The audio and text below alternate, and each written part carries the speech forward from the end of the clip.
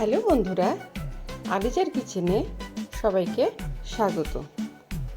তো আজকের রেসিপি হচ্ছে সজনার চচ্চড়ি। এই সজনা আমাদের গাছের, তাই আজকাল একটু বেশি সজনা খাওয়া হচ্ছে। তাই ভাবলাম যে এই সজনা চচ্চড়ির রেসিপিটা আপনাদের সঙ্গে শেয়ার করি। একদম ভিন্নভাবে করেছি চচ্চড়িটা, দেখেন। তো চলুন তাহলে রেসিপিটি শুরু করা যাক।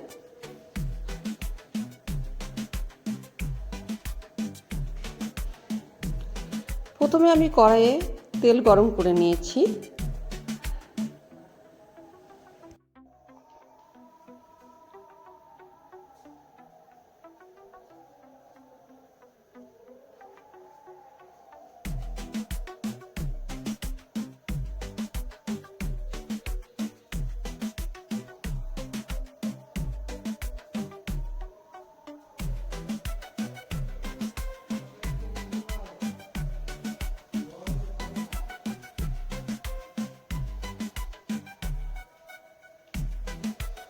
এবার তেলের মধ্যে আমি পেঁয়াজ বাটা দিয়ে দিয়েছি, দিয়ে দিলাম আদা রসুনের পেস্ট,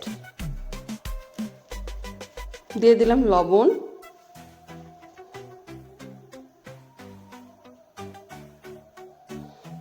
দিয়ে দিলাম হলুদ গুঁড়ো,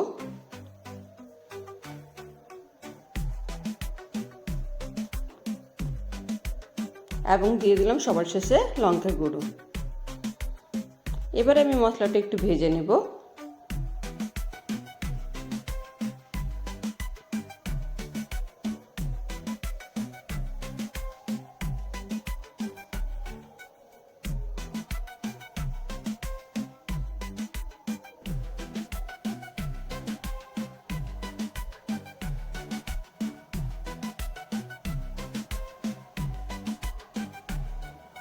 এবার এই সরষাটা আমি বেটে নিচ্ছি।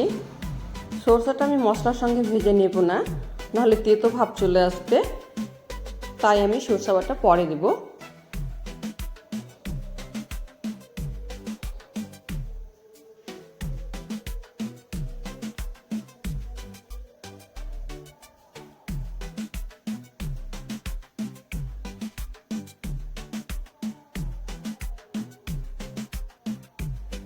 এই যে দেখেন, এবার আমি সজনাটা দিয়ে দিয়েছি। এবার সজনাটাকে একটু কষিয়ে নিচ্ছি, আর তার সঙ্গে আমি সরষাটা বেটে নিচ্ছি।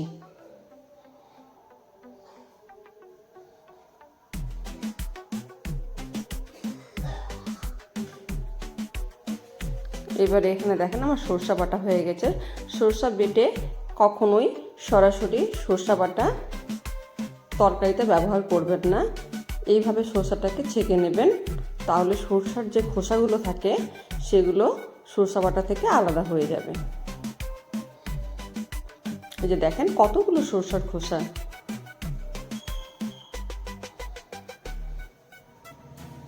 এবারে আমি সরষা বাটাটা চচ্চড়ির মধ্যে দিয়ে দিচ্ছি।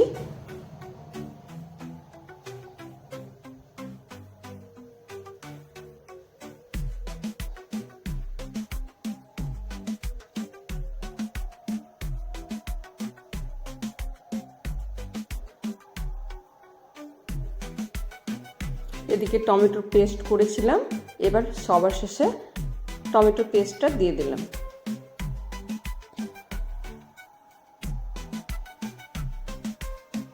আপনারা কে কে এই পদ্ধতিতে সজনা চচ্চড়ি করেন অবশ্যই জানাবেন।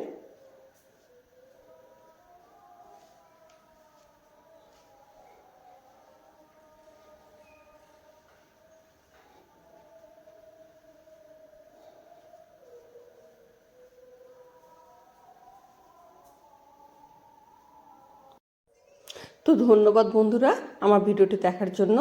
ভালো লাগলে অবশ্যই সাবস্ক্রাইব করে দেবেন এবং সুস্থ থাকবেন, ভালো থাকবেন।